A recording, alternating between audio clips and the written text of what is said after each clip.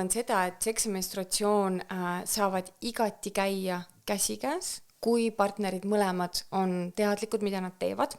ja et neile see mõlemile sobib. Paljudele meestel on see, et ära mulle räägi, et ma mingit, mis ma olen Eestis kuulnud, et mingi seatapule ma ei lähe ja no mis need siin sellised elegantsed väljendid meil on ju. Aga et tegelikult mida naine võiks teada, kui ta siis kas otsustab seksida, kui ta menstreerib või mitte, on see, et tema emakas on ikkagi väga lahti, et tavaliselt meil on ju emakakael on ju, enne kui emakas algas on emakakael on kinni ja kui sa seal seksid, mis iganes, siis bakterid võivad tulla on ju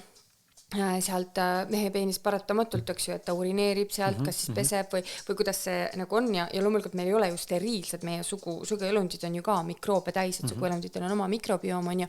et mida naine nagu võiks teada, et menstruaalaknas on ta väga, emakas on väga avatud ja õrn igasugusele sellisele nagu vastuvõtlikkusele, mis võib põhjustada põletike,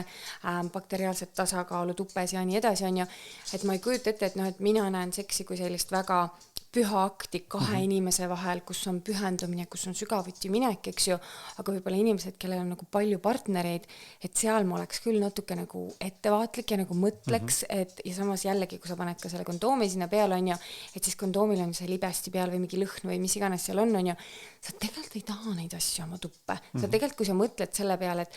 et noh, et ongi, et meil on kuidagi see tupp on nii ka nagu, et noh, et oi, sellel mingi lõhm, et peseme ära, paneme mingi jasmiini lõhna eest dušikeeli peale ja ogune asi, mis rikub naise vagiina bakteriaalset tasakaalu, big no. Sellepärast, et selle tagajärg võib olla mis iganes ja me ei tea, mis see on sinu kehal siis on ju. Et ma nagu partnerite puhul ja vaataksin seda väga ette, aga ma tean ka seda, et need inimesed, kes on seksuaalselt teadlikult ja on näiteks kas tantristlikul teel või taoistlikul teel on ju, siis naised saavad kogeda veritsedes väga võimsad emakakaela orgasme, neil on nagu kogu see penetratsioon võib aidata kaasa ka menstruaalvalu on ju ära nii-öelda nagu lahustumisele ja ta ikkagi nagu vahakonna põhja selline